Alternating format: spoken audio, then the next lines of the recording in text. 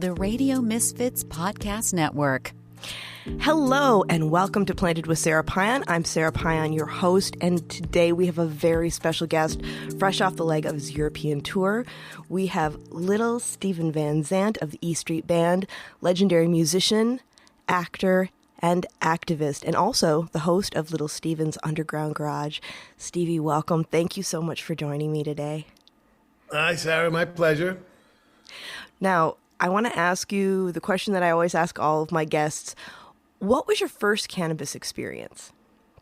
Well, it's a long time ago. I happen to have been one of those who are just particularly sensitive to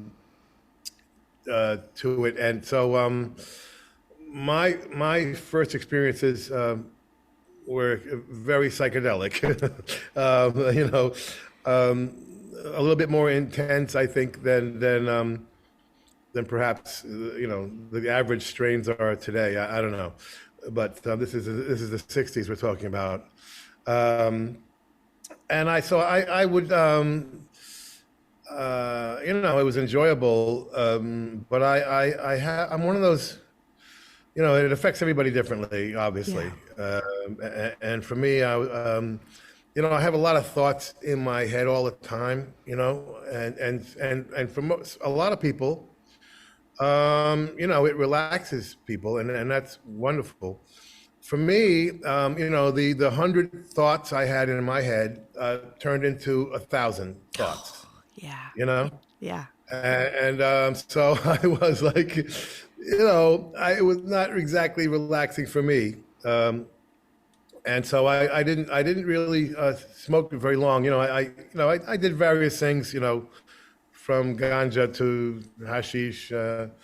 I'll experiment a little bit with various things back then, some mushrooms and some, a couple of LSD trips. But I was pretty much very, very sensitive to it all. So it accomplished a great deal in terms of my consciousness expansion in a very brief time, in a very short time.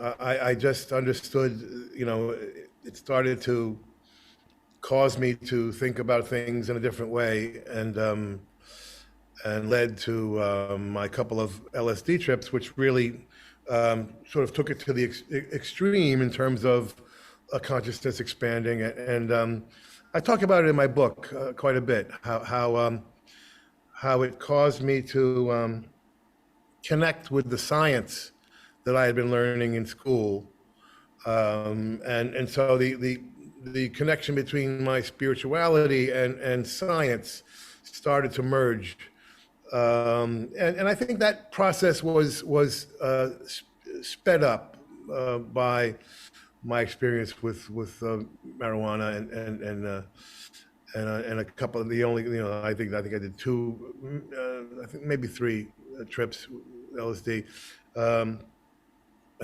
it was, it just sort of connected me to the facts of just everything being connected, and the Eastern philosophy basically, which we didn't know anything about Eastern philosophy when I was a kid. It was a real mystery, and that's why I jokingly refer to LSD as the hippie Google back then.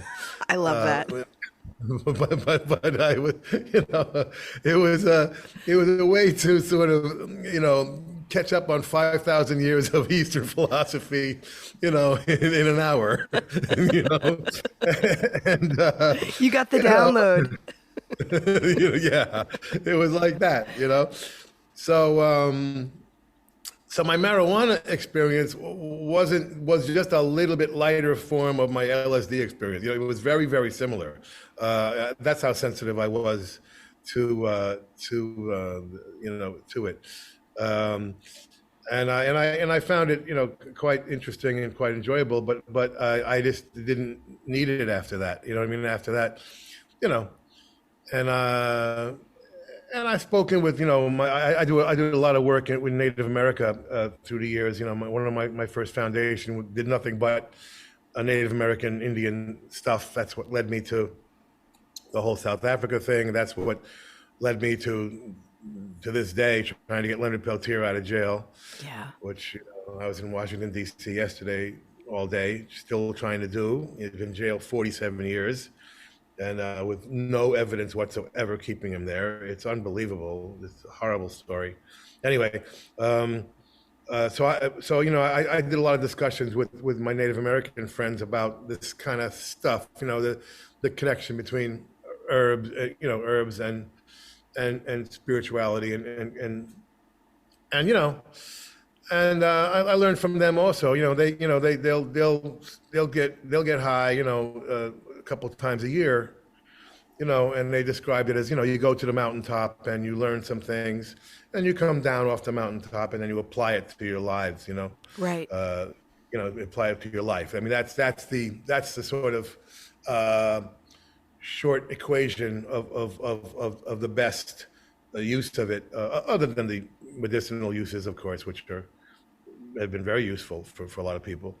But the psychic, the mental part of it is something that I think that what they taught me was this, moderation is what makes it more effective.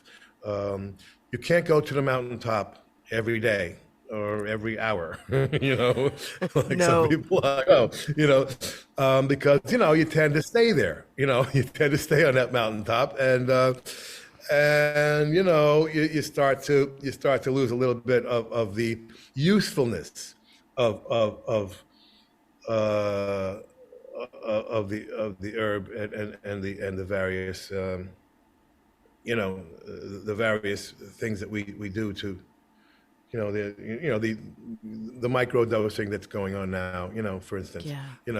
It's useful. It's most useful in moderation, and so they kind of confirmed that, because I said to them, I said, I learned a lot really quickly, and I just don't feel the urge to do it again, that often, and they were like, well, that's your particular, that's your pace, that's your particular thing, and everybody's different, but generally speaking, it's good to visit that place, learn from it, apply it to your life, and then chill for a minute, and not feel the need to go back there, every hour, or every day even, Yeah. Knowing yourself is a huge thing about this. It's like as an educator, one of the things that I always talk to people about is, we have the basics on how it affects a majority of human beings. But then you need to create that safe container for experimentation to figure out what works well for you, what creates balance, and also having the conversation about, even though we create our own endogenous cannabinoids, not all of us even tolerate phytocannabinoids, what we're getting in cannabis, and that's okay. Like, there are lots of other ways to get natural relief or to get to that certain spot. Like when I was talking to Peter Coyote earlier this year, he was talking about, cannabis has its place, but a lot of times people are overusing it and running away from something when they really just need to be grounding and centering and getting in their bodies. That's exactly the same point I was making. I know it's hard for this generation maybe to understand this, but we did not get high to escape. I mean, we just didn't. We got high for enlightenment purposes. All right, we were seeking enlightenment. Granted, it was a shortcut, and there really is no shortcut. We know that now. But it was, we were not. I mean, once cocaine came in the 70s, the whole thing kind of shifted more towards escape and entertainment and whatever, physical pleasure and those other things. But it was not, the case with marijuana or hashish or mushrooms or LSD. I mean, that was not what we were doing. We were not doing those drugs to escape. You know, we were doing them a shortcut to knowledge, and awareness and consciousness expansion. And I have to say, it worked. I mean, it often worked. I mean, it didn't get you all the way there, but it certainly opened up some doors. The famous doors. So The Doors of Perception. Yeah, I love that book. Good name for a band too. Oh yeah, absolutely. Yeah. Oh, which, by the way, so over the pandemic, there was my husband is also a musician. We were having this game when we were at home. Things would come up and we'd look at each other and we'd be like, band, album, or song. And we had a list of just the goofy things that we would say. It'd be like, oh, that'd be a good band name. Oh no, that's an album name, Sarah. Oh, okay. But important. It's an important discussion. Names matter. Names do matter. Yeah, absolutely, absolutely. So, what got you into you have a cannabis brand, and what engaged you in that? What got you into that? Yeah, we got into it really sideways. I mean, I've always felt drugs should be legal. Mm-hmm. I talk about it in the book. Drugs and sex, of course, should be legal, and all things should be legal for adults. But the COVID thing, the quarantine, kind of put everybody in a space where we're like, geez, how can we ever avoid this again? What can we do to kind of help avoid this kind of thing?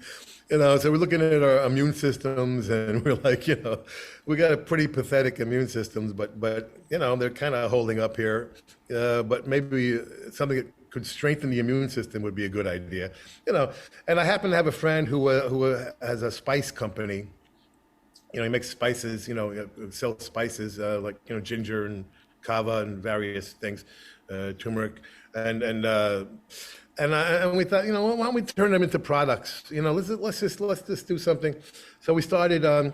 First, we started Little Steven's Underground Apothecary, which was like, teas and coffees and lollipops, and then we added candles, and that's happening. That we just made a big deal with the Hard Rock Cafe. It's going to be in all the Hard Rock cafes. Oh, that's cool.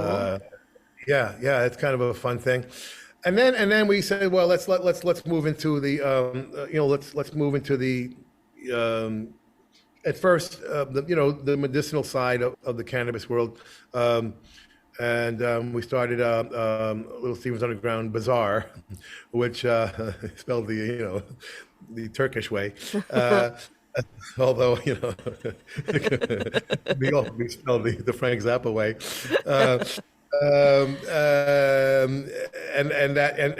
So with our first product was a CBD heavy mix, we called Communion, for the more healthy, the more medicinal, a body effect than mine, So we started with that, for again relating to the medicinal sort of immune system idea. That's kind of where it all kind of came from. And then we said, well, let's move on. Let's might as well add the other stuff. So we added Party Mambo as a little more THC in there, and now this weekend actually we open up Silvio's Stash, which is we're going to be in Massachusetts this week, and I think Maine next week, and Rhode Island in 2 weeks. That's exciting. Yeah, like three levels more of THC, and so we're starting to expand into different states now, and it's fun. It's just a fun kind of thing, I've never been particularly entrepreneurial, but why not? Let's give it a shot here and see what happens, So I just it's just kind of it started off kind of connected to the medicinal side of it, the body side of the CBD, they're doing wonderful things with that, and so that, all that should be obviously legal everywhere, but it all should be legal everywhere. Yeah. I mean, I, let's send that tax money to our national debt, and let's start working on this debt, folks. Come on. Exactly, exactly. And as studies have proven, the more that, you look at Portugal, the more that we start to decriminalize things, there's less stigma, but there's also less taboo, which for, people who, especially like, I was a precocious child. So you tell me not to do something, I'm like, ooh, why? Like, let's check this out. Let's see what's going on. But even now, when we're looking at like, cannabis legalization, more and more younger people I've been noticing are like, yeah, my uncle does that. I'm not so interested in that. Right. No, that's the thing. We were just in Amsterdam, which is just, the vibe of freedom in this town. It's just exactly what the United States should feel like. Yeah. We talk about freedom. We are way far from being free in this country. We're about 1 inch away from being Iran. But that's not a conversation for another day. But you're in that town, and there's sex and drugs, totally free. And you talk to the local people. I said, do you indulge in these wonderful things? They're like, not really. Yeah. Not too often. So just to make your point, when things are available, the whole idea of medicine and everything related to wellness is, use it when you need it. Yeah. Let's make it available. So when you do need it, it's there. And that's all. Yeah. You increase the education, you increase the availability at the same time, but you do increase the education about it, and people are going to experiment a little bit, and see what's good for yourself, and it's as simple as that, really. It's not that complicated, and it's just, all the illegality is based on, some either puritanical religious bullshit, which is, why we never passed the ERA in the first place for women's rights, Right. Or lies, or, frankly, people kind of helping out the criminal organizations, don't discount that, all this Republican, sort of holier than thou hypocrisy, Don't discount the fact that, every time these things are illegal, guess who profits from it? Absolutely. Crime, criminals, Yeah, and it's also about control and power, because it's, I don't know if you saw this, but I was doing a deep dive the other day, and of course with like the war on drugs was, Nixon, but then with cannabis, that was, William Randolph Hearst, the DuPonts, and of course Anslinger, and it was about industrial competition, but also racism.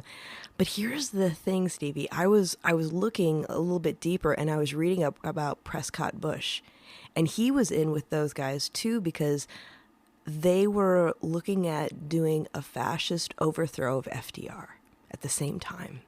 They were like, they were putting all this stuff together. And and that's not so unlike what we're seeing today, right? Oh yeah, forget it. No, we are in World War III, or as far as I'm concerned, the Civil War never ended. All right, Yeah. People think it ended, but it did not end. Yeah. Why do we still have statues to these traitors who tried to overthrow the government? Why are half the army bases named after the traitors who tried to overthrow the government? Why are the still Confederate flags? Why do we tolerate this stuff?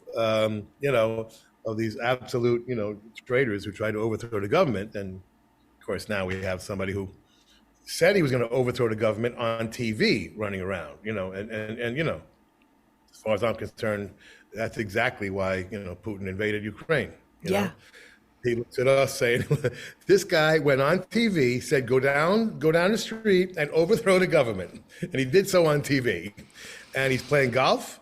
Yeah. Hey, what have I got to lose? We're going in, and in my mind, that's why they invaded Ukraine, you know, because they're like, these guys are, pussycats. You know, you know. Anyway, so yeah, there's a whole fascist war going on right now that we're losing, frankly. I mean, we lost CNN.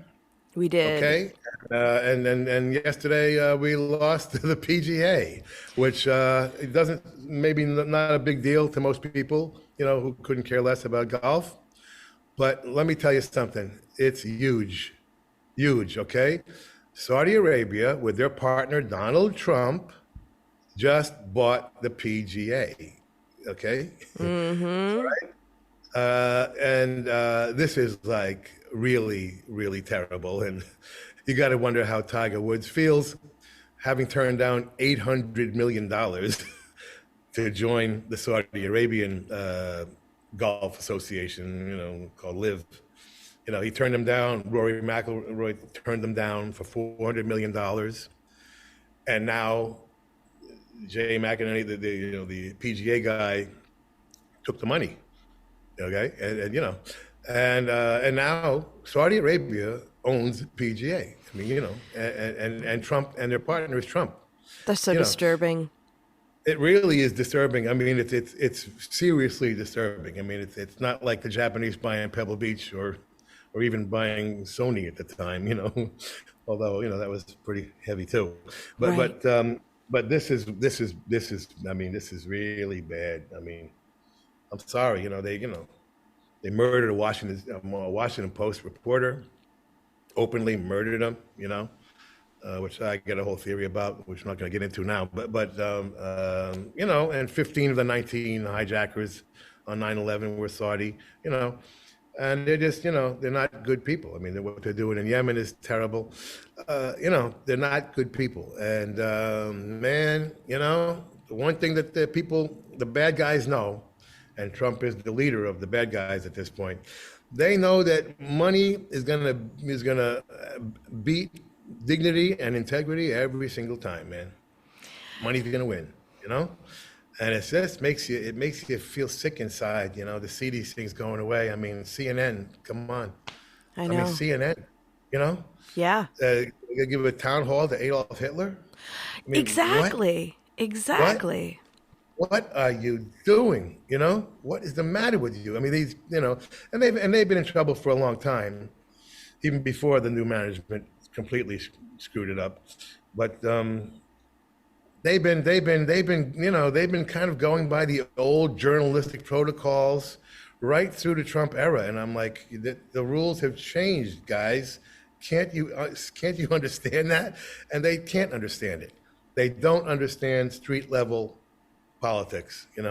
It's all journalistic integrity, and we have to have balance, and protocols of balance, And I'm like, balance doesn't mean you balance the truth with lies. That's not what balance used to mean. No, no. And that's what they think it means.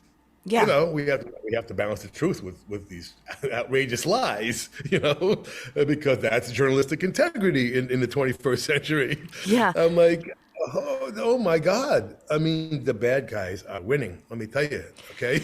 They're winning. And I mean, we lose CNN, we lose PGA. I mean, what's next, I keep hoping especially like with the last election, how a lot of young people were starting to really mobilize online and get people going. Yeah. It gives me hope, but it is incredibly scary because it isn't like you said, it's not like just two differing opinions. You're giving a criminal a platform. No, I mean it's terrible. It's terrible. I mean I'm a old school independent law and order liberal. Okay, all right. I don't believe in the party system. Yeah. All right, but these last 10 years, whatever, I say, well, we all have to be Democrats now because there's only one legitimate party left in America. I mean, we have to mobilize. Yeah. Yeah. I mean, we all got to get behind the Democratic Party. And if we want to shift it in some way that's a little bit more effective, one would hope let's spend our energy on that, no one's more disgusted with the DNC than me. I mean, I just think they're just, unbelievably incompetent.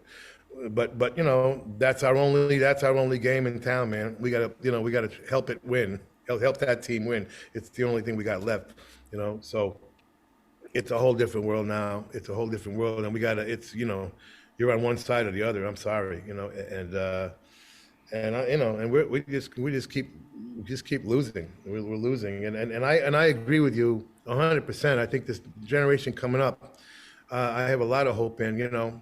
I met with David Hogg and a lot of those kids, and man, I just hope we still have a country by the time they can vote. Half of them, because of the real exciting kids are, 10, 11, 12, 13 years old, and they don't understand prejudice. They don't understand, why there's a hole in the sky. I mean, why would you be against the environment? What? They don't get that. They don't get that stuff. Or prejudice against black people or immigrants or gay people or trans. They don't get that stuff. No. They're like, what are you talking about? So I agree with you. There's real hope.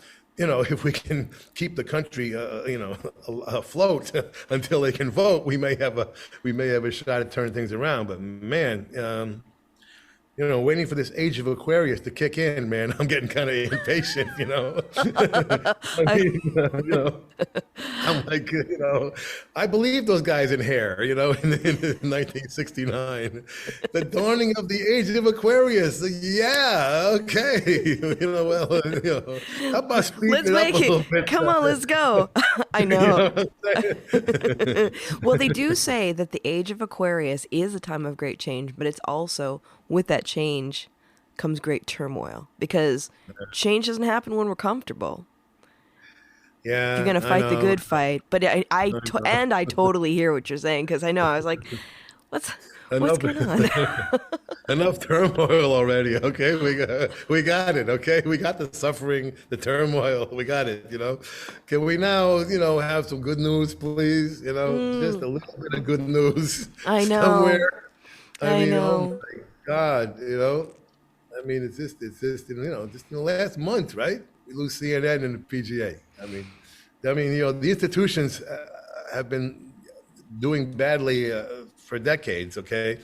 But we can't afford to keep losing these institutions. We're not going to have much left, and it's really disturbing, really disturbing. But anyway, but we're trying to do what we can do to make people a little bit happier. We're on the road, with a really good message in the tour we're doing right now, which is combining mortality, the consciousness of mortality with the reality of vitality. Yes, we should be conscious of living every day to the utmost, because we are, we all have to face mortality, but we're not going quietly. We are not going to give up and just sort of, drift off, into the distance. We're gonna fight to the very end, and that's what this tour is all about with the E Street Band, and and everything we do, we're trying to do things to encourage life, encourage connections, encourage unity, wherever we can, encourage common ground, encourage expansion of consciousness, but at the same time, do it wisely, because we don't need people in a coma, man. We need the energy. We need energy focused, and we need energy to continue to be reinforced, and that re-energizing is something that we need to work on every day, because all the forces are against it. We have to be really conscious of it right now. I mean, it's closing in, man. The walls are closing in. The world's getting smaller, People are getting tired. And what you're doing, what you and the band are doing, is really getting people energized and hopeful, because these past 3 years have just been so much. And it's amazing to think that the idea of kindness is radical. Yeah, it is. It became unfashionable, and that's got to change. We can't succumb to this. These people whose only identity is hate. Yeah. That's all they have. Yeah, You know, that's it. they have to put things down. They have to. I mean, look at the Republican agenda. I mean, the last Republican plank, the convention, they had no agenda. They had no platform. No, There was no Republican platform, which no. is exactly what they intend to do for the American people. That had all their good intentions summed up that they intend to implement if they take over the government. Okay, and what was that? Nothing. There was no platform. Okay, and I mean they're blatant about it. They're not trying to hide it. No, They're they're like, we not. have no intention of helping you, working class. We have none. But still, these people vote for them who would never be Yeah. invited to dinner or allowed on their front lawns. It's like, what are you missing? But like my father-in-law will say, he explained the Republicans in this way, and excuse my cursing, but he says, "Hooray for me and fuck you," is what he says about how the Republicans are. That's a good way to sum it up. Your father's totally right. And I mean, it just, we know who's voting for them. We know. I mean, unfortunately, with 75 million of them, which really makes you want to, make sure you renew your passport because, I mean, wow, 75 million people voted for Trump. Yeah. I mean, we know what they represent, okay? They represent blatant racism, okay? Blatantly. They represent blatant Christian extremism. And then the richest of the rich not wanting to share any of their money. That's it. Right. That's the three things the Republican Party represents. Okay, and unfortunately, 75 million people agree with that. Okay, that's what's horrifying. Yeah, I do. Like, I'm just like. I'm not. People are always asking, aren't you pissed off at the Republicans? Aren't you pissed off at Trump? Aren't you pissed off at this one, that one? And I'm like, no, I'm pissed off with the Democrats and this incredible, cowardly, incompetent, named Merrick Garland, who refuses to arrest the bad guys. That's who I'm pissed off about. The incompetence of the DNC. Who they want to canonize Jamie Harrison for only losing the House by 5 votes. I mean, what? This is good because Obama lost it by 60. This one lost by 50. Well, he only lost by 5. I'm like, yeah. And Mrs. Lincoln, what are you so upset about? It was only a small caliber pistol, right? You know what I mean? Yeah, I do. I'm like, what? This is a hero because he only lost the House by. I said, look at who he lost the House to. He lost the House to these QAnon people who believe Democrats eat babies. We play too nice. Literally. Yeah. Literally. Okay. They're lunatics. I mean, what? So, I'm pissed off at the good guys being incompetent, not the bad guys. The bad guys, they just do what they do. Yeah. Bad guys do bad things. What are you getting mad at them for? That's what they do. Right, right. Expect a scorpion not to sting? That's what happens. Exactly right. That's what they do. That's all they know how to do. Yeah. They don't know how to think. They don't know how to do anything positive. All they know to do is say, hate. Let's make sure people are fighting with each other so they don't think about the government, And I mean, I did 2 world tours before the East Street tour with my Disciples of Soul, and I saw it all over the world, man. All over the world. Everybody's disappointed. Yeah. Everybody's disappointed with their lives because, frankly, the capitalist system, the way it's structured right now, is not working. No. It's not working. It's in the interest of very few wealthy people that we are all divided, because if we realized our commonalities, the world would be a much different place. That's it. And you see it, but you see it worldwide now, Yeah. Either fascism or religious extremism, one or the other, all over the place, man. I look at it as the same thing, because when you're getting into it, like I have some family members that, I mean, that's a scary thing. Like when you've got family members who've gone to the dark side and you're like, I can't I can't be a part of this. And then you have other family members who are like, well, they go to their very religious church or whatever. I'm like, okay, so let's talk about that. That's not a church. That's a fascist hate group. And if Christ came back today, they would knock him off. Definitely. Forget it, But so you see the whole world disappointed with their lives because they're working twice as hard for less, right? For getting less back, right? Right. The whole world. Right. I'm not kidding. Oh, yeah. Everywhere you go. I believe it. Working twice as hard, and getting less back. So they're all disappointed. And what happens? The demagogues come along and they say, I know you're disappointed. Okay? And guess what? It's not your fault. It's the black guy's fault. It's the immigrants' fault. It's the refugees' fault. It's the other religious guy's fault. Oh, and that makes everybody say, oh, great. It's the woke's fault. Well, yeah, it's those woke guys, Yeah. And, everybody's ready to say, oh, well, thank you. I'm glad it's not my responsibility. It's all of our responsibility. Great. I'm in for that, man. Let's vote against that. Let's vote for you, Mr. Mussolini, like the mango Mussolini in Florida, it's something, DeSantis. I mean, it's just like, and I hope he gets arrested for kidnapping. We'll see where that goes, but that's what should be happening. Okay, these guys are guilty of crimes. Arrest them already. Okay, Mr. Top Cop in America. Okay, what the hell is wrong with you? I mean, he should be more pissed off than anybody. They screwed him out of a Supreme Court justice job. I keep hoping that it's a long game for him and that he's like being quiet so he'll nail him. It's going to be long right into the next damn election, man. Oh, God, Steve. Okay, that's how long the game's going to go. And guess who wins that game? The bad guys are going to win. So, it's terrible. It's terrible. But we just got to keep fighting and making people aware that these bad guys are not in it for you. They're in it for themselves. And, we'll see where things go. But it's just, our whole country we need a holistic change here. That's why, the age of Aquarius needs to kick in.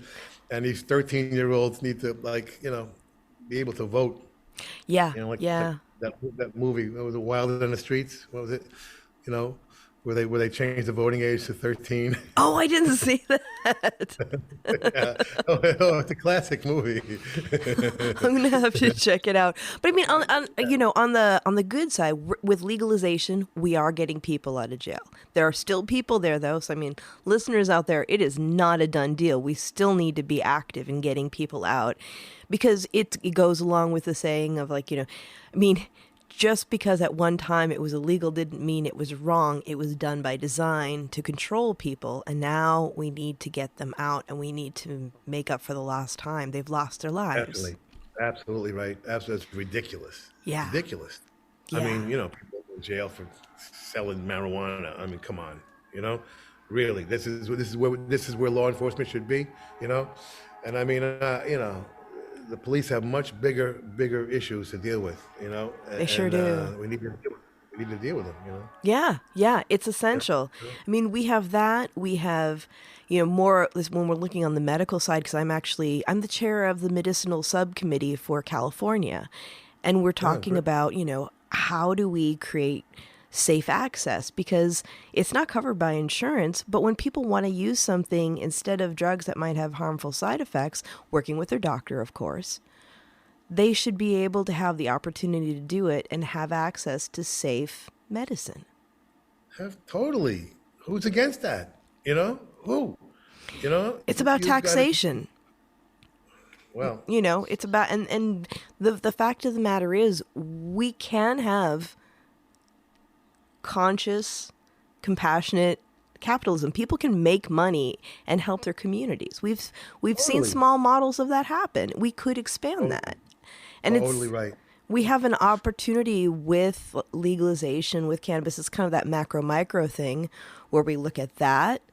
We look at, the fact of why are things, illegal? What is it serving? Who is it serving? Right. critical thought? I mean, where the hell has that gone? Forget it. All it's serving is, religious extremists and criminals. And of course, the most insane thing ever, which is the privatization of the prison system. Yeah. I mean, who came up with that one? Yeah. Hey, let's make crime profitable. Okay, what a good idea. And those corporations are people?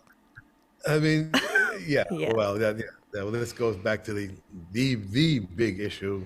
By the end of the 80s, I had politics reduced to one single issue, which is reversing Buckley-Vallejo, which is the worst Supreme Court decision in history, in my opinion, in 1975, which gave the strength to Citizens United and everything else that came after. But Buckley-Vallejo said the spending of money is protected by free speech, basically. It's the worst, in my opinion, the worst Supreme Court decision ever. And until that's reversed, we're never going to have any quality of life or any real democracy in this country, because we live in a corporatocracy, and becoming a theocracy, and basically, when someone says the spending of money is free speech, someone should have said, well, that means if you don't have money, you don't get to talk, right? Because that's what that means. Right. That's right. exactly what that means. That's not an interpretation. No. That's what that means. No. And so until Buckley-Vallejo is reversed, we're going to have problems in this country forever in that regard. You seem to have a really good grasp on the fact that control is about money, especially like I was just rewatching the video that you did, I'm Not Going to Play Sun City. And just that whole project was really, I mean, with apartheid, I just remember thinking like that really activated me at that time, because I had a kind of an understanding of what apartheid was. But your work with that really got me to look at like, what is this and how is it affecting people? Because it's so far away from us, but it's not. Yeah. Well, that's the thing, and we brought that home. We said even in the documentary that hopefully this will help us reflect on our own racism at home. Yeah. Because we were only 20 years ahead of them, our Civil Rights Act 64, Yeah. Voting Rights 65, Housing Act 68. I mean, so we weren't that far ahead of South Africa, but yeah, it was about money, as you suggest, and we knew we had to, if the banks cut them off, they're going to have to let Mandela out of jail. Yeah. And so our whole focus was on that, and we knew that Reagan, when the legislation crossed Reagan's desk, we knew he would veto it. Mm-hmm. He, of course, supports fascism, of course. Yep. And slavery. Mm-hmm. So our whole mission was to raise the consciousness of the American people to the point where we could override that veto, and we did. And we overrode that veto with Republican votes. People should remember that. Okay, because that's how different the Republican Party was then. They were fighting to allow black people in South Africa to have the ability to vote. And now they're doing everything possible to stop American black people from voting. How That's proud they must be. Yeah. It's a whole different thing. It's not like how it was in the past where, it was more about being I'll say fiscally conservative. But that was kind of what they stood on before. And now it's just, it's a shit show. My father was a Goldwater Republican. Okay. So I grew up knowing the fundamental philosophy of conservatism. Okay. Yeah. Which was mind your own business. Yeah. Okay. That's what that was. Okay. Now they took it to the extreme. Mm-hmm. And me and my father didn't agree about anything, but that's what that meant. I mean, right. That didn't mean you go into people's bedrooms and decide what's legal, Yeah. It's mind your own business. I mean, everything people did on their own privacy of their own homes, was a conservative part of the philosophy. they would legalize drugs, they would legalize sex, they would legalize everything. But unfortunately, their emphasis was on states' rights, which is still the biggest problem to this day. And that's the one conservative thing that continues. That's about all that's left of the original conservative philosophy, the states' rights. And of course, if states' rights had succeeded, we'd still have slavery, obviously. So it's the one bad thing, which I have to be honest, I never appreciated it at all until Trump was president, and then I was like, oh, that's what states' rights are about, Now I kind of get it, Yeah. I'm so glad I have that protection, of a state, against this, unbelievable fascist, swine that's now running the country somehow.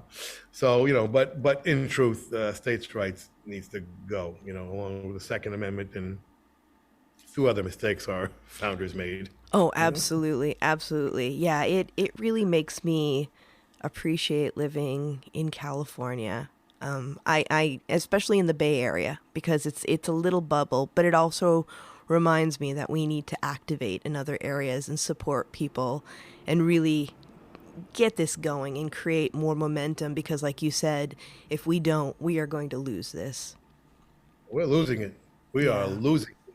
I mean, there's 500 pieces of legislation that it's anti-gay, anti-trans running around in the country right now.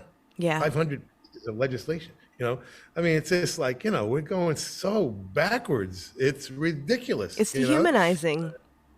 Yeah, it is. And I hope Gavin Newsom, he's the one talking about going after DeSantis, for kidnapping, and I hope he follows through with that. I hope he does too. And I hope if DeSantis comes to California to campaign, I hope they arrest him. I hope they arrest him and put him in jail. That would be the most beautiful thing. It would make my whole year.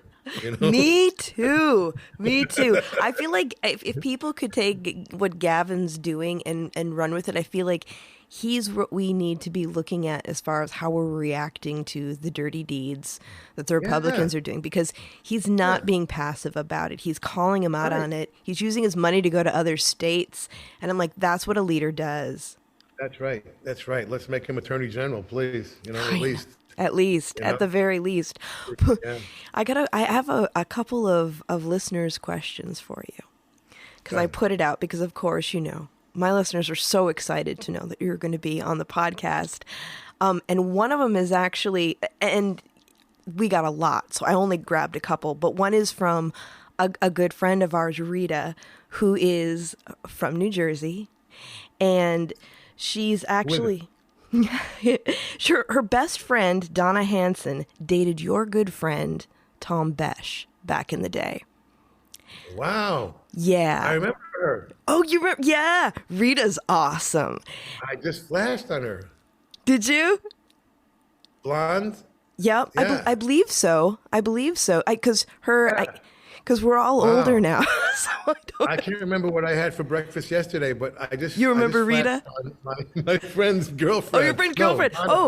Donna. See, I've never met Donna, so I don't know if Donna's blonde or not. But Rita asks about your teenage past as a Slurpee tosser. My what? Your teenage past as a Slurpee tosser. So I don't know what that was, but it was too good to not ask you.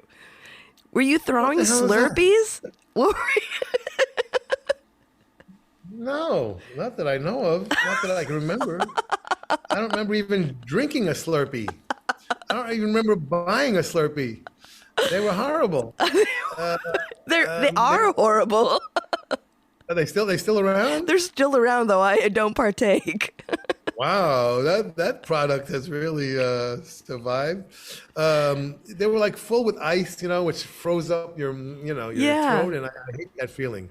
So I don't remember even, drinking them or buying them, other than maybe once, just to try it out. But no, I don't remember, and I don't remember throwing it. But I hope I threw it at somebody who deserved it. I don't mind. I don't mind being guilty of that, but I don't remember it. Sorry. Hey, you answered the question. That's what counts. And then the second question was from one of our listeners who asked, do you think Silvio would use cannabis? No, no, but he'd certainly be selling it.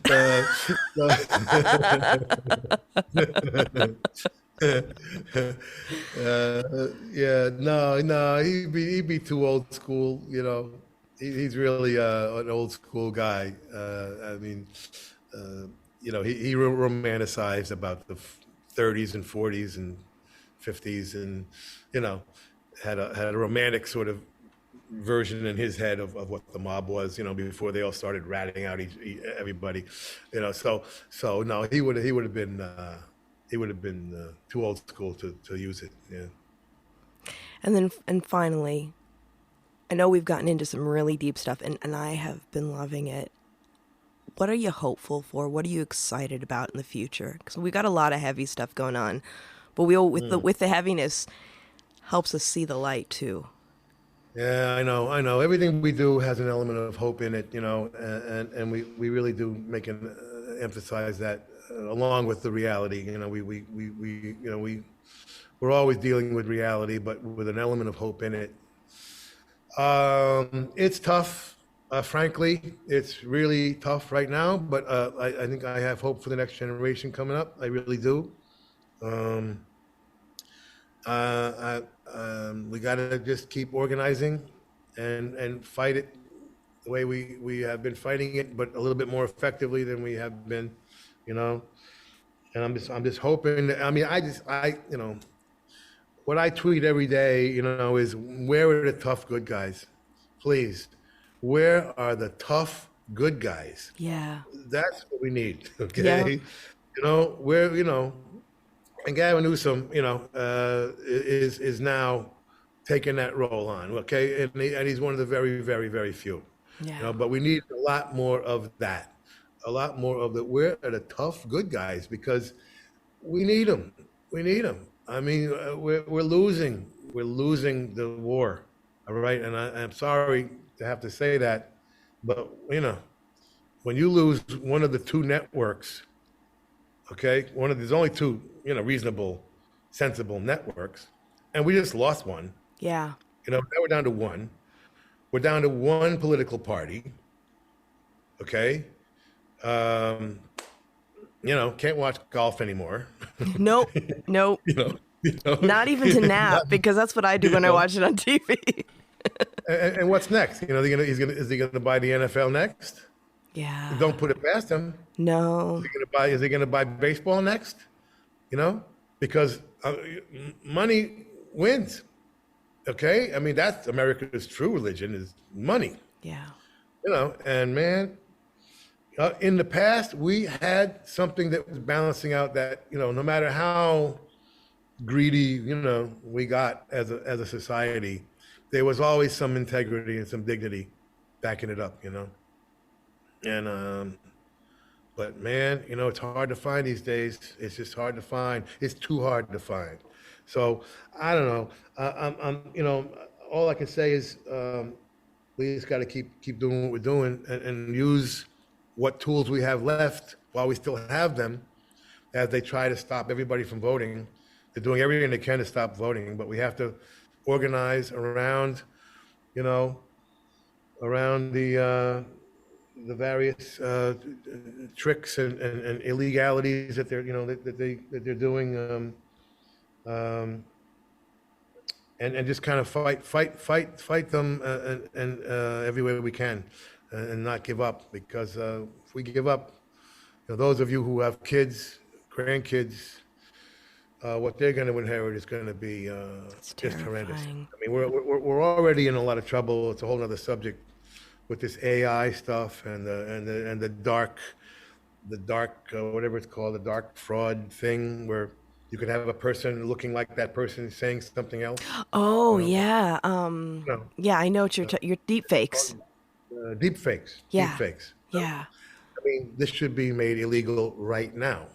Okay, but it will not be made illegal because the social media is going to make money from it. Right. Well, Again, money will win. Okay. yeah. And we're going to have someday, we're going to have some politician, we're going to have Joe Biden saying, hey, I'm going to attack Russia tomorrow or whatever it may be. And, and there's going to be a problem, there's going to be eventually, there's going to be a problem in addition to the putting lies in the mouths of people, it's one of them things that we're heading into a whole nother realm of problems, So we just got to keep fighting it, and hopefully we can out-organize them. That's all we can do is outwork them, keep the energy flowing, and stay positive and stay unified. That's the important thing.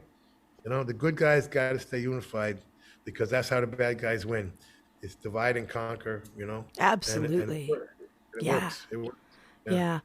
I totally agree with you. A friend of ours, Roger McNamee, has been out there really talking about the truth about AI and that more can be done and that we need to, really be careful.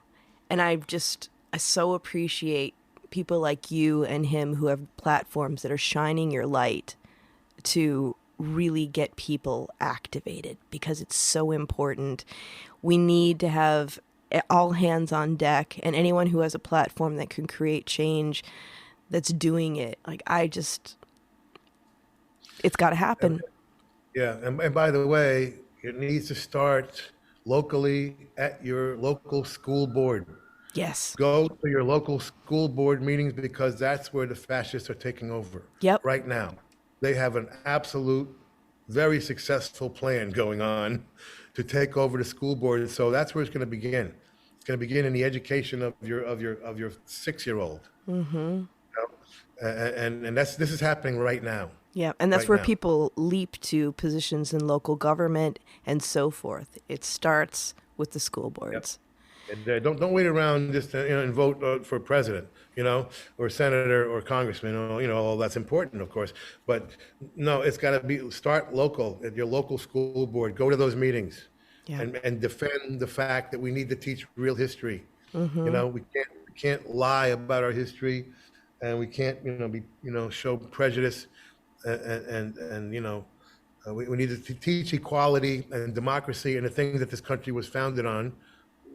More or less, but the things that have become our identity anyway, which is democracy and equality and freedom, that needs to be taught and protected in the schools, and it's not. They're burning books. What more do you need? Okay, it's Nazis burning books. That's what they're doing. And read those books. Read those books they're burning. There's a reason for it. There's a reason that's happening. We need to, embrace our commonalities and celebrate our differences that make us beautiful and unique. Because it's not, you can't say that you're colorblind. We are all different, and there's something very beautiful about that. Hell yeah, it's wonderful. It's wonderful, and that's the thing. This other, the other is the enemy. That's just got to be stopped. The other enriches. At a young age, before they start to really poison everybody's minds. Yeah, absolutely. If people want to follow you and see what you're doing, what are the best ways to do that? I don't know what we got going these days. I mean, I know you got a lot on social media going on. I've had to calm down because I'm not being so political on Twitter anymore because I frankly just my life being threatened went from daily to like hourly to every minute, and my life's been threatened my whole life, but now you gotta kind of take it a little bit more seriously when a kid rings the wrong doorbell and gets shot, when a guy pulls into the wrong driveway and gets shot, when a cheerleader opens the wrong door and gets shot. It's obvious now that the gun thing has gone to some new level of, if you have a gun, you want to use it. That's what's going on. Okay, it's some new level of just crazy pants. Pathetic, yeah. So I didn't want to. I don't want to endanger my band members or my family or. So I had to kind of stop most politics on Twitter, unfortunately. But yeah, follow me, follow Steve Schmidt. Follow people that really are telling the truth. And I still have a website. It's probably littlesteven.com, I think. I believe it is. Yeah. I often Yeah, forget stuff. and I'll put all that on the post when we go live, so we'll have all of that too. Yeah. Check with somebody, because I don't know. I don't follow that stuff too much. But yeah, and that's it. Yeah, we got the Apothecary over there in the Hard Rock, and we got the Bazaar now in Massachusetts and Maine and Rhode Island coming, and so we're you can reach me somehow. Thank you so much, and just thank you for spending time with me today. It's been a pleasure, and thank you for just always standing up. Really. Well, it's too late. It's too late to change now. It is what it is. Anyway, it's good talking to you, Sarah. Good, keep on doing your good work. Thank you. And everyone, remember, Planted is twice a month. And if you like listening, please give us a review, share it with a friend. Let us know what your favorite episodes are. And if you'd like to stay in touch over social media, we are Planted with Sara Payan on Facebook and Planted with Sara on Instagram and Twitter. You can also go to our website, www.plantedwithsara.com, or listen to us on our parent network, Radio Misfits Network, where there are other great podcasts, like one of my favorites, the Winemakers Podcast. So check it out. You can listen to Planted wherever you listen to your favorite podcast, whether that's Pandora, Spotify, Amazon, Google, Apple, Stitcher, TuneIn. We are there. So join us, and until next time, stay curious, stay safe, and remember, it's a wild world out there. Be good to one another. Until next time, take care.